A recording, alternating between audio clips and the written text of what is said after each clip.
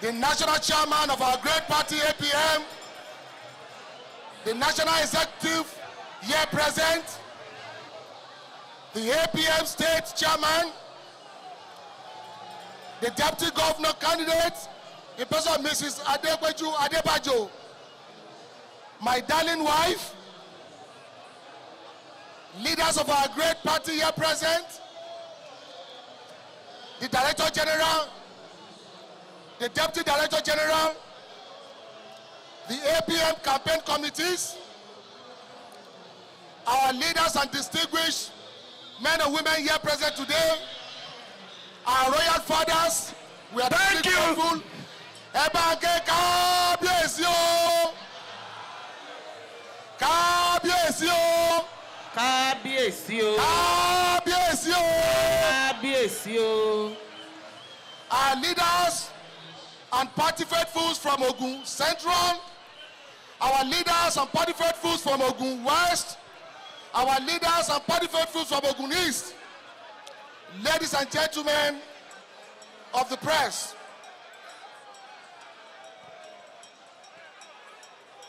it is my honor and pleasure to welcome all of you to this historic occasion of the state flag off of the campaign of the Allied People's Movement, APM, and adoption of President Muhammadu Buhari, GCFR, as our presidential candidate in Ogun State.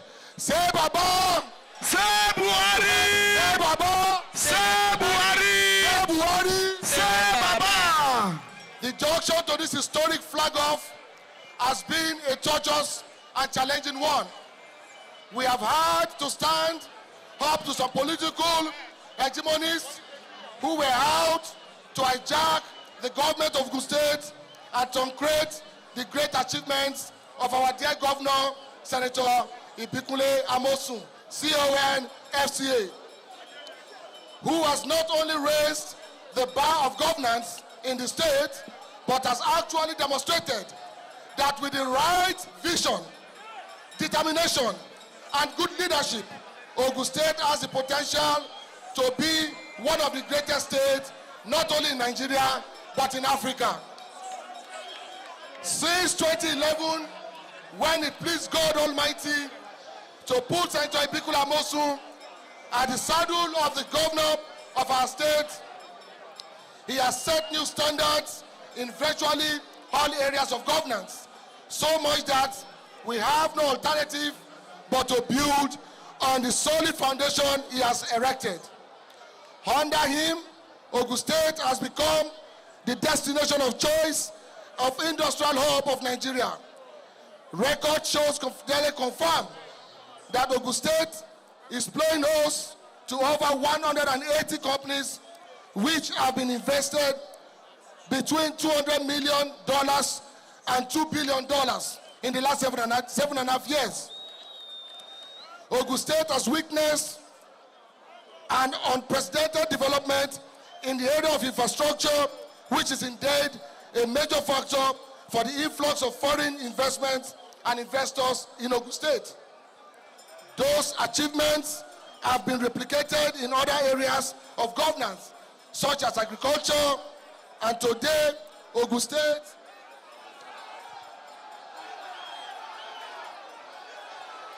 one of the largest producers of rice in the country, and the focus on our indigenous of further rice has put Ogun State in the map of major producers of rice globally. The welfare of the people in the area of education, healthcare, and social service has been enhanced, and Ogun State enjoys one of the best cities in human capital development in the country. The achievements are many and very noticeable to all. The least we can do as a people is to ensure an orderly transition from this achieving government to another that will sustain the mission to rebuild our dear state. Unfortunately, recently, happenings in the politics of Ogun State have sought to truncate this peaceful transition and the consolidation of the gains of the past 7.5 years. For about 2 months, APM Victory. For about 2 months, you were all witnesses that we have had to fight for freedom of our people to freely choose the government of their choice. We have had to contend with some forces that are determined to reverse the march to prosperity in Ogun State. Today, we are flagging off the campaign of the Allied People's Movement because this remains the only way we can continue the good work of the government of Senator Ibikule Amosun, CON FCA, who has set new standards for governance not only in Ogun State but Nigeria.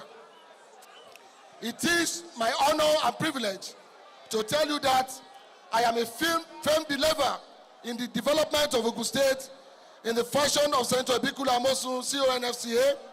I believe that the resources of our state should be used for the promotion of the welfare of the good people of Ogun State.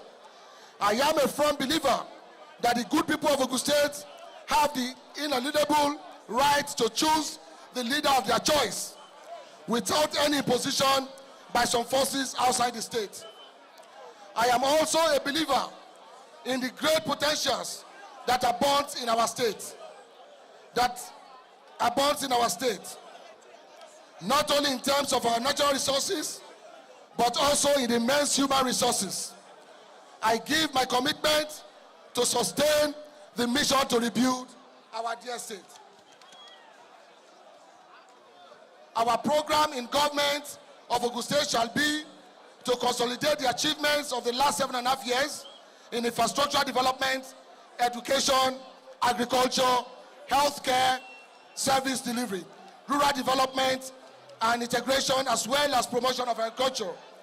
We shall devote time and resource to addressing the problem of youth development to skill acquisition, ICT, and entrepreneurship through financial support, mentorship, and government patronage.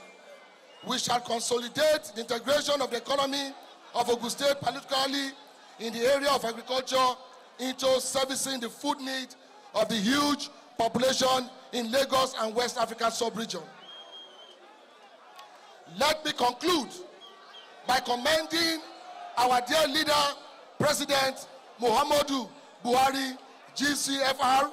The President Muhammadu Buhari, in the last 3.5 years, has set new notion of governance as an institution that caters for the development and welfare of the people rather than an institution to be exploited for the benefit of a very tiny majority leaders. He is fighting corruption to a standstill, and some of his programs, like the promotion of local production of rice, has contributed immensely to the growth of our farmers in Ogun State, and has in no small measure improved their economic status. He has also enhanced the respect and prestige of Nigerian nation in the international community, as our country is no longer viewed as a peril of state, especially on account of corruption in high places. It is for those reasons and many more that we members of the Allied People's Movement are adopting him as our presidential candidate in the 2019 presidential elections. Our teaming members shall knock on every door in the state, visit every hamlet, village, and town to mobilize support for Mr. President. We shall return votes in high numbers that has never been recorded in the history of Ogun State for the election of the Mr. President Muhammadu Buhari, GCFR, come February 2019. Let me conclude. APM. Let me conclude by assuring our teaming supporters that our victory is assured in 2019 gubernatorial elections. Because you, the people, have decided today that you will stand with us and you will vote APM. If you look at this gathering today, it is a gathering of who is who in the progressive family of Ogun State. Our reach extends the nook and crannies of the state. Our record in service of our people remain untainted. Our people have tested us over the years and found us trustworthy.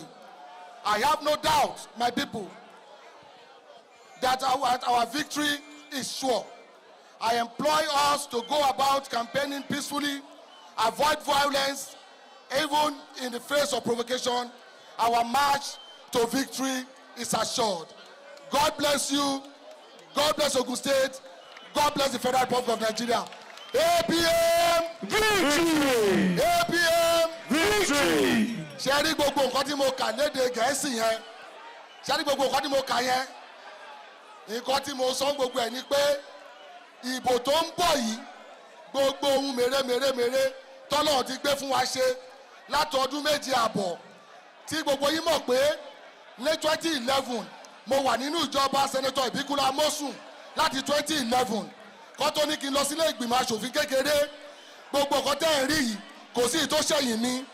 Ìyàn tí ò bá sí ń bẹ̀ kò lè ṣe o. Ẹni tí ò sí ń gbà tó bẹ̀rẹ̀ kò lè ṣe o. Nǹkan fi ń dá yín lójú pé gbogbo nǹkan tẹ́ rí yìí a máa ṣe lọ ni. Wọ́n fẹ́ bàjẹ́ ni, wọ́n fẹ́ dá dúró ni, Ọlọ́run dẹ̀ ni fún wọn ṣe. APM Victory! ẹ lọ mú káàdì yín, ẹ jáde, ẹ dìbò fún APM, ẹ dìbò fẹ́gbẹ́ wa, ẹ jọ̀ọ́ ẹ délé, ẹ sọ fáwọn bàbá wa nílé, ẹ sọ fáwọn ìyá wa nílé. Mo mọ̀ pé àwọn tó yẹ tó fẹ́ wà mí lẹ́yìn ọkọ̀ ni ò lè gbé gbogbo wọn débí. A fi ń da yín lójú lágbára Ọlọ́run. Gbogbo nǹkan tá a máa fi ṣe iṣẹ́ yìí ló ti wà ńlẹ̀. Ẹ̀yin èèyàn ló kù k'Ọlọ́run jọ àánú Ọlọ́run, orí Ọlọ́run á wà pẹ̀lú wa. Ọlọ́run á fún wa ṣe o. Mo dúpẹ́ o, mo dúpẹ́ o, a dúpẹ́ o. Èmi àti débùtì mi lájọ wà ń bí. Ṣé mọ̀ bí mi ṣe wà ní first term, débùtì mi ni commissioner for agric báyìí. Ṣé ń gbọ́? Débùtì mi ni commissioner for agric. Ṣé mọ̀ kẹ́ ẹ̀gẹ́ ẹ fún mi lẹ́gẹ́ yẹn kí n sọ̀kọ́ fún wọn. APM ṣe rí ẹ̀gẹ́ tẹ́ ń wò yìí, ṣe rí ẹ̀gẹ́ tẹ́ ń wò yìí, kò ó ṣe pé àwa la kò mú ẹgbẹ́ yìí o, Ọlọ́run ló mú ẹgbẹ́ yìí fún wa o. Ṣe rí ẹ̀gẹ́ tẹ́ ń wò yìí, kò sí kankan tó wà nú ẹ̀ tó ń dànù o, látòrí ewé ẹ̀, igi ẹ̀, èpo ẹ̀yìn ẹ̀, tààrà ẹ̀, omi ẹ̀, gbogbo ẹ̀ ló ń jẹ́. Bẹ́ẹ̀ dẹ̀ ni lágbára Ọlọ́run. Ṣé ẹ̀ ń gbọ́? Bọ́dẹ̀ ṣe wà yìí kò síbi tí ẹ gbìn sí tí ò ní yè. Ṣé ẹ̀ ń gbọ́ o? Kò síbi tá a gbẹ̀gẹ́ sí tí ò ní yè. Nítorí ẹ̀ ni pé wọ́n sọ pé jọ̀ọ́ náà la bẹ̀rẹ̀. Àwọn tí ò yé wọ́n ní jọ̀ọ́ la bẹ̀rẹ̀. Wọ́n mọ̀ pé nǹkan tọ́lọ́run bá ti lọ́wọ́ sí kò sí nǹkan tó lè ṣe sí. So nítorí Ọlọ́run ẹ̀gẹ́ ni o, ẹ sọ fún wọn lé kó wojú ẹ̀ dáadáa, kó tẹ̀ sójú kíni o, kó tẹ̀ sójú kíni o, kó tẹ̀ sójú kíni o. Ọlọ́run á wà pẹ̀lú yẹ̀ délé láyọ̀. APM Victory! ẹ ṣe Lọ́wọ́ báyìí.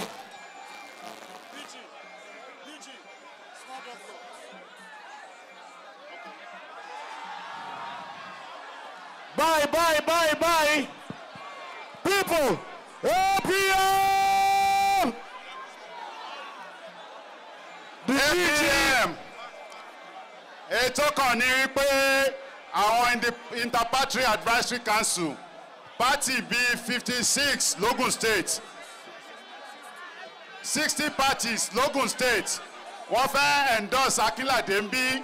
Lẹ́yìn tá a bá ti ṣe yẹn tán kí gbogbo LCDA chairman and coordinator kí wọ́n lọ dúró sínú bọ́ọ̀sì yẹn. Tá a bá ti ń kúrò ń bí báyìí à ń lọ sí di bus 57 buses a máa pín fún gbogbo wa. APM. Ó yá báyìí ó wá kú ọmọ ìyá tíṣà I'm a small doctor Akéwòjẹ ọ̀gá ńlá Agége wà o. We see this year, we go see next year, we see next year.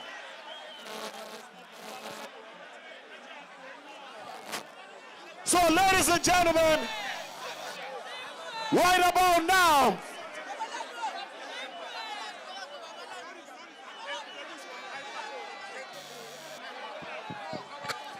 all the political parties here present, Inter-Party Advisory Council, Comrade Alabambi Abayomi, Labour Party, Chief Are Sholakoka, Abga, Obasojo Obashegun, YDP, APN, Fresh, MPN, GDPN, DA, NAC, PPH, APA, ASD, COA, AA, NPC, NMPP, ACD, RBMP, DPC, PDM,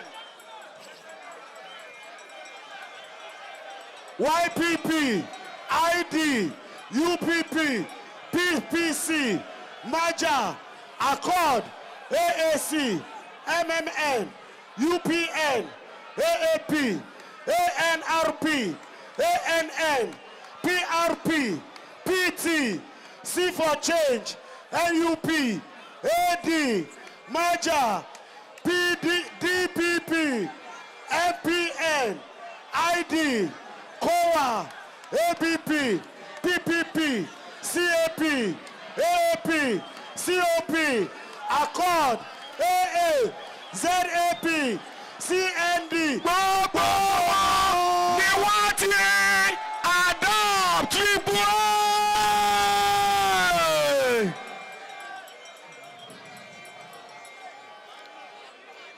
IPAC.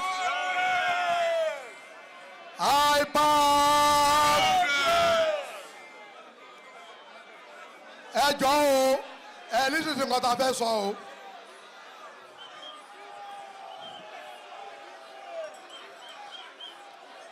Ní ìjọ tí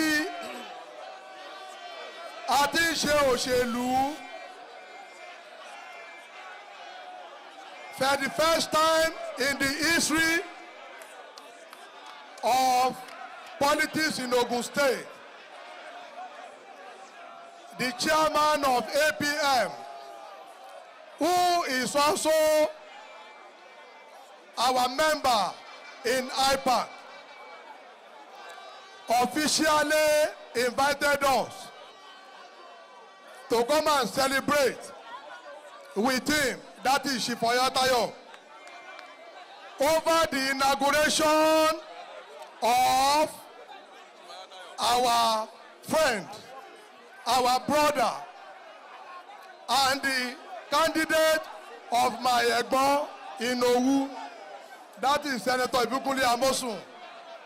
We have come here today to rejoice with that youngster, the whiz-kid of our time, Triple A, the handsome, the beautiful candidate of APM in Ogun. Now, the symbol of why we are here is this.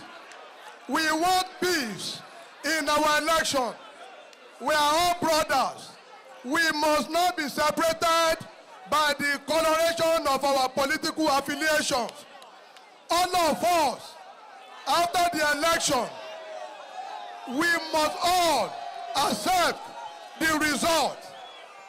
We know it is the turn of the Yewa. Truly, they have been marginalized. And I want to thank the governor for at least looking at the side of the Yewa. So we celebrate with our brother, Triple A, the APM governorship candidate. Thank you all. very much. Coming up on stage right about now. Okay. So for us, as we are here today to celebrate with Triple A, IPAC celebrate with him that inshallah God will answer the prayer of his mind. Triple A. 60 political parties From us, endorsing Triple A. celebrate you today 60 as the governorship political candidate parties. of APM. God bless in you. Ogun God bless State. you, my brother. APM! Ogun. APM! Ogun! Ladies and gentlemen, right about now, it's time for Small Doctor! Yo. Small Doctor! Ohun tí àwọn political party yẹn sọ, òun ni pé àwọn endorse Triple A. Wọ́n wá celebrate Triple A. Wọ́n wá identify pẹ̀lú Triple A.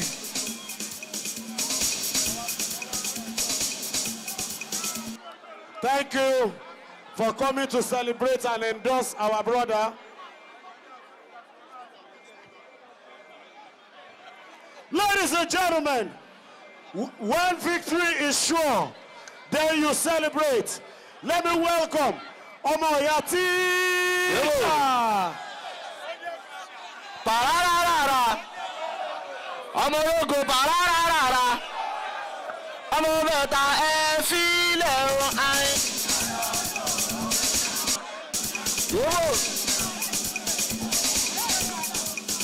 Yobo.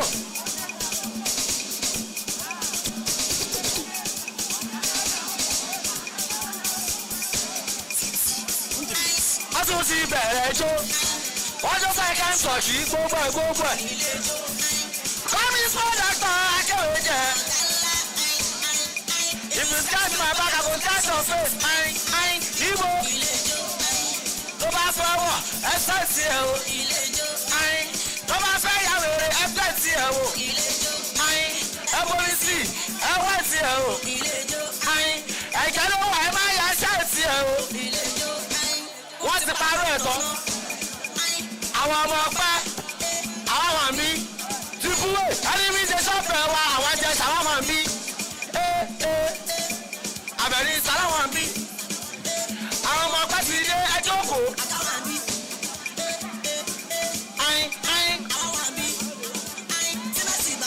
Tàló máa lóhun àgáwọn mi. Tani. Igi kékèké wó lulẹ̀, ìjàrà àbáwọn bí. Ọmọ apá ẹ̀ compose àtòkàlà làbí. Diamond, kọ́mí Small Doctor akéwì jẹ. Ọ̀gá ńlá àyìn. Yóò ọmọ ìyá kí ló ń sọ, náàsì ló kọ. This guy too fine. Diamond, pararara. Mẹ́ta. Pararara. Ọyọ́ ṣó ìtìpé. Pararara.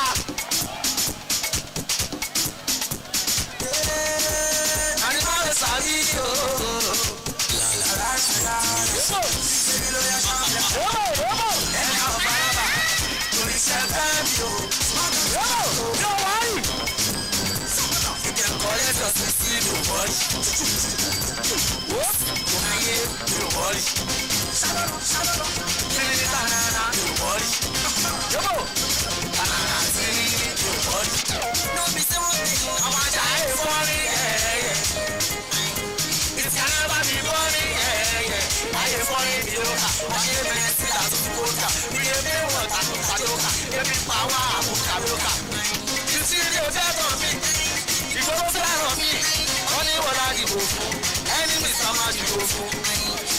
Small Doctor akéwì jẹ. Yóò ló sálọ̀. Pararara.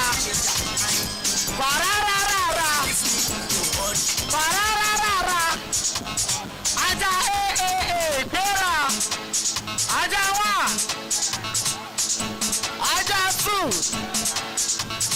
Ajá 3.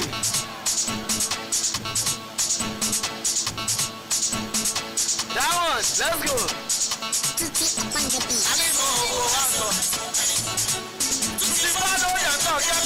Ọmọ ya pizza. 1, 2, yo! Ajá 1.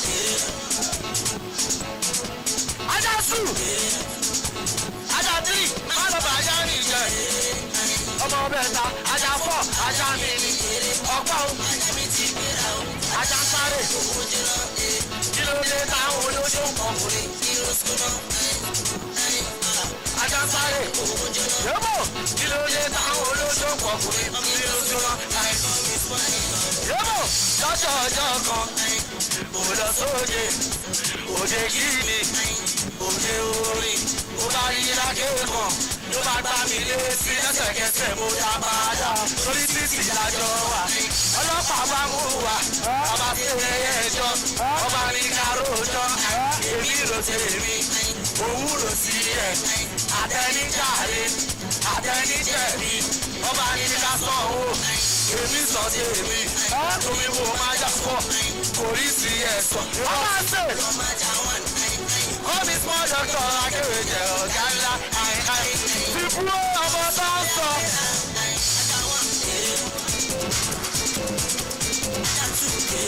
Bàrárárárá fíjò orílẹ̀-èdè wọn ṣe kánìbà àìmọye kánìbà bàrárárárá Diamond.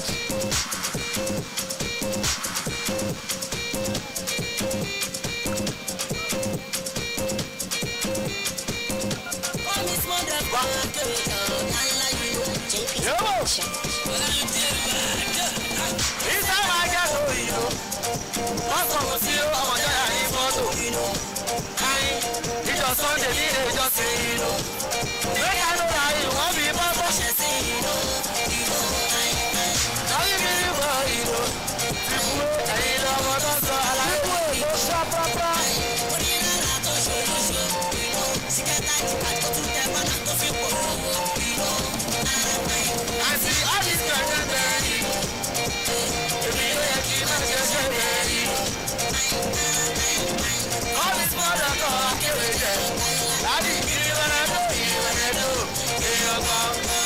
Iṣẹ́ máa jẹ́ tó ìlú. Pásọ̀mù tí ọmọdé àní fọ́tò ìlú.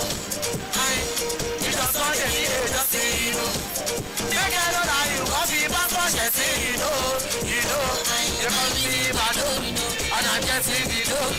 Ọ̀nà kiri ìdìṣó. Ọmọ yẹn ó yá ìdìṣó.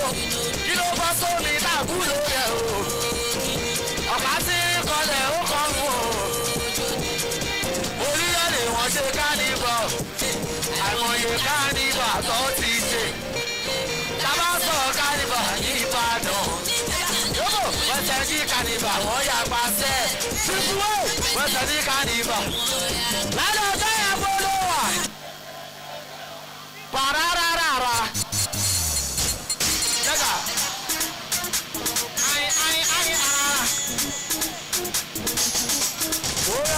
Èmi lọ́mọ Ádámọ̀, ẹni ọmọ Gbòòrò Sálámọ̀. Kọ́mi sọ́dọ̀ tọ́ akéwì jẹ. Ọmọ bẹ̀ta, àyèkí mọ́síkò ẹrù ẹ̀. Ó payọ́, ó pàdùn. Ọmọ Yèmí, àlọ́mọ ìdẹ́yìn kọ́nà. Ọmọ bẹ̀ta, ibú ní sàrọ̀ bọ́ ẹ̀ pa. Yóò, yóò. Òrà wọn sọ ọmọ rí, àwọn eléwọ̀n wọn yọ rí.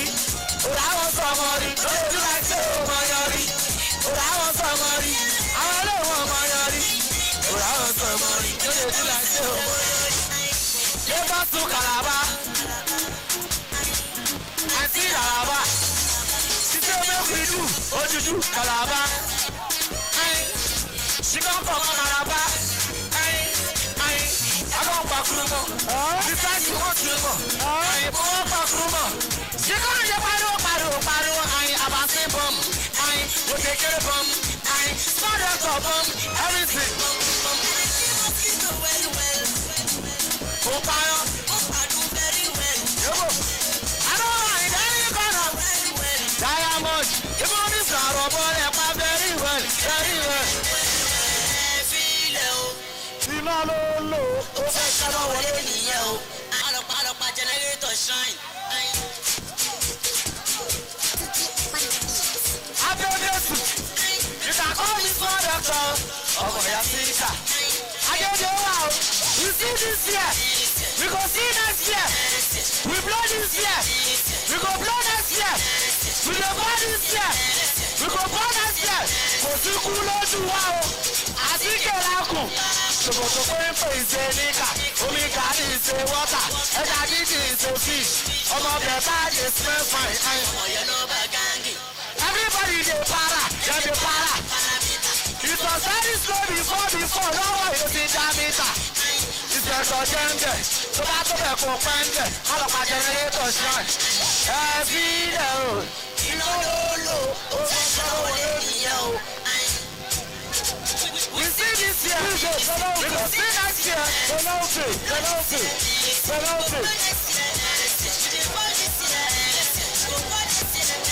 DJ, penalty.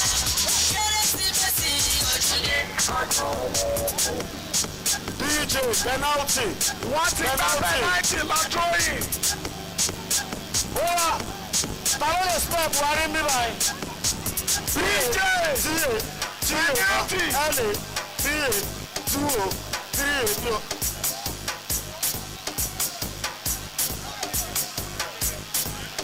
So, Baba! If you don't get money, if you don't go to AA,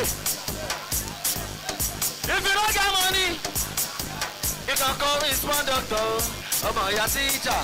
Ó ti gba penalty lọ tó yìí. Gbẹ́gbẹ́gbẹ́. Yóò gbẹ́gbẹ́gbẹ́. Yóò gbẹ́gbẹ́gbẹ́. Ọmọ bẹ̀ta yóò máa sùn. Ń bọ̀ yóò máa sùn. Ọmọ bẹ̀ta gbẹ́gbẹ́gbẹ́. Ọmọ yèmí gbẹ́gbẹ́gbẹ́ yé. Ìjọ tí mo jó lẹ́gbàá tó ń pariwo.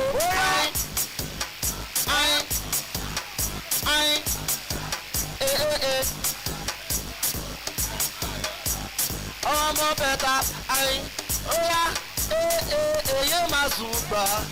Ọmọ bẹ̀ta yéyéyé. God bless Abẹ́òkúta, God bless you man. Thank you, DJ. If you see the money, hide your face. Thank you, DJ. Thank you. Now this is what's going to happen. The deputy director of the campaign will give the vote of thanks. Then we will go to the buses. All the 57 coordinators should go to the buses now. And Orishafemi. Campaign committee chairman should go to the buses now. I'd Orishafemi. like to invite to the microphone our medical grassroots general, a man who knows what to prescribe when the political terrain is sick, Dr. Babatunde Ipaye. APM victory. APM victory. APM movement to victory. AAA sustaining the mission. On behalf of the President of the Federal Republic of Nigeria, President Muhammadu Buhari, GCFR. Say Baba.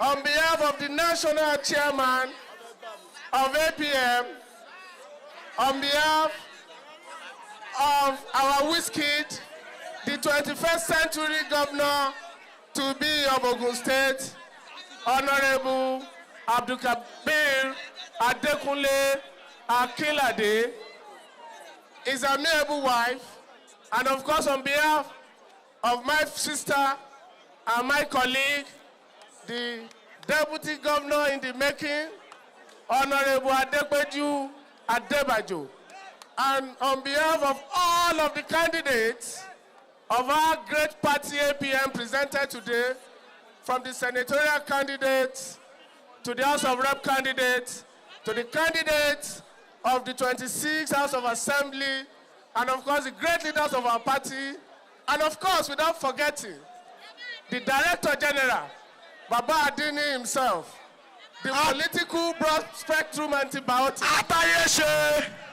the general himself, and the senatorial directors, the directors of various committees, Political engineer. for our Akinlade campaign organization, the chairman of the local government and the NCDA committees. I want to thank you, particularly our royal fathers, for coming to this august occasion in December, for the royal blessings that you have given to our candidate. I want to thank our musicians that have come from far and wide. I want to thank the party leaders. I want to thank the gentlemen of the press. And of course, without you, the people, today would not have been today. And so, for you, the people of Ogun State, you have spoken today, and of course, on February 16, 2019, you will speak again. On March 2nd, 2019, and you will speak again. APM! Victory! APM! Victory! APM! Movement to victory! People, Sustaining the mission! thank you, and God bless you all. Coming up Ladies and gentlemen, right about now, we are going. Our state chairman will pray for us. After the prayer, don't forget 57 buses. Brand new, tear-over, never been driven before. With APM, is movement to victory. And everything new.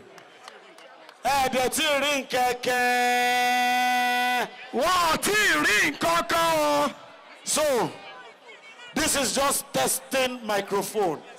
hello, 2-2. One more time. APM, Victory! APM, Victory! APM. Movement to victory! Adúpẹ́ lọ́wọ́ gbogbo ẹ̀ tí ẹ wá sí ìgbà ní ìrọ̀lẹ́ yìí. Mo fẹ́ kẹ́ gbọ́ òtún sọ dáadáa ni o. Adúpẹ́ pé àwa bíbà ẹ̀ láyọ̀. A sì máa wí pé àbápa àti gbogbo aláyọ̀. Pátìsì àwa táwa ń ṣe yìí, ẹnì kọ́kọ́ wà ní kábàámọ̀ nú ẹ o.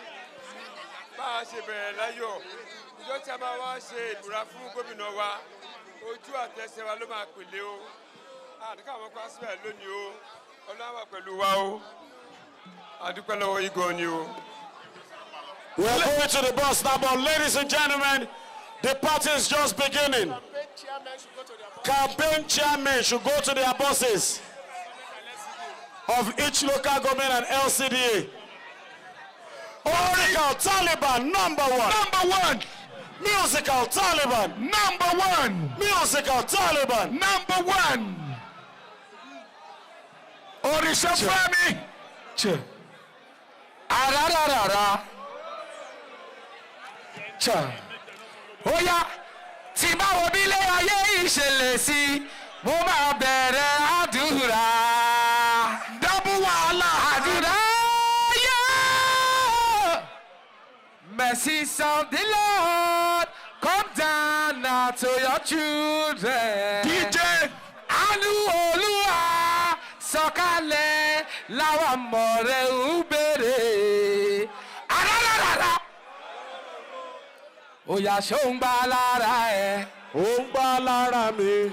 Ṣó ń gbà lára ẹ bà mí. Ó ń dún lára mi. Ezego lára mi, o lè lo ATM lára mi. Q-dot. Yéé, kọ́ ṣáná wọlé. Q-dot.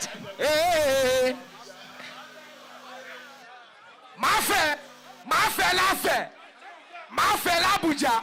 Please leave the stage. Máa fẹ́ l'Abuja state. Should leave the stage. Ẹjọ́ tẹ́ ẹ bá kí ṣe artist, please leave the stage. Oya, leave the stage, please. Borders, join together. DJ, let's go. Anybody, let me see the hand this way. Wave it. Allah, show. Aha. Let's go, DJ. Drop it. This song is dedicated to Fela Anikulapo Kuti. Music and Taliban. Number one. Obodo Robodo. Akbala I. You know be open eye. And if you are new in the game, Allah show. Right. Ṣé bẹ́ẹ̀ni ìtajà máa fi ń bọ́mọ rẹ̀ ṣeré ló fi máa ṣàlẹ́gba? Ẹ̀sìn tó ṣíwájú ṣe bóun náà. Oh yeah now, oh tell you that they hate me. From Moscow to Malaysia. Okay, where's your hands, everybody? And if he gossip me, Dabu Allah. Aha. Oh yeah, I'm the owner of them body. Dabu Allah for the money. Abekuta Jacomo. I'm the owner of them. Everybody now go. Oh, say you there. What are they? Jacomo. From Moscow to Malaysia. Okaye.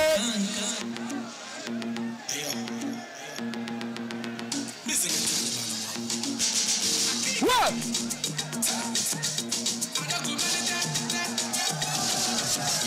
What's up? Sadija.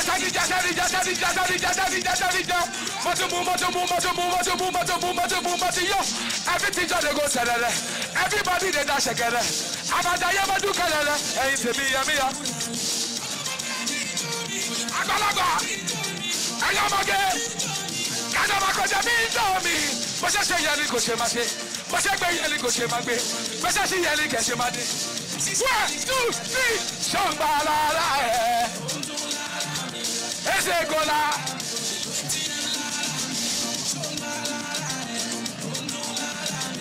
Ese gola mi ò lè lò. Oya náà. Yéé. Kọ́ṣà lọ wọlé. Ẹ̀kọ́. 1, 2. Kọ́ṣà lọ wọlé. Ẹ̀kọ́ tí all these people wọ́n tó kọ́sìkò omi. Báwa ta ló fa wèrè lọ́yọ̀? Ta ló fa wèrè lọ́yọ̀? Ṣé wọ́n ló fa wèrè lọ́yọ̀? Ẹ sì lọ fa wèrè. Ṣé ń gba ara rẹ̀? Ẹsẹ̀ kò lára mi ò lè lọ. Àràràràrà. Jọmọ wọ God has joined together. 1, 2, 3, go.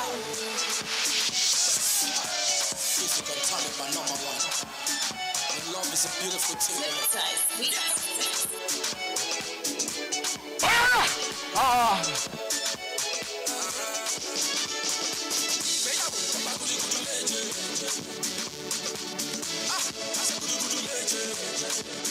Ẹni bá máa ṣe ìgbéyàwó.